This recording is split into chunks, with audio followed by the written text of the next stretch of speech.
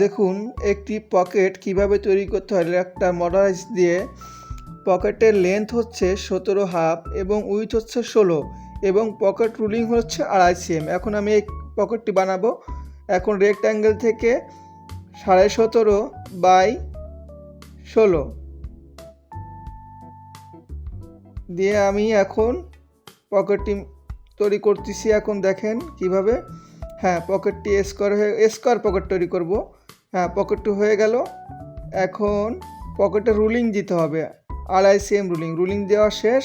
এখন আমি দেখব পকেটের মেজারমেন্টটা ঠিক আছে কিনা, অর্থাৎ আমি F8-এ গিয়ে লেন্থের মেজারমেন্টটা লেন্থ দেখব। লেন্থ দেখার জন্য লেন্থ মেজারমেন্টে গিয়ে এখানে আছে কত 17.5 বাই 16।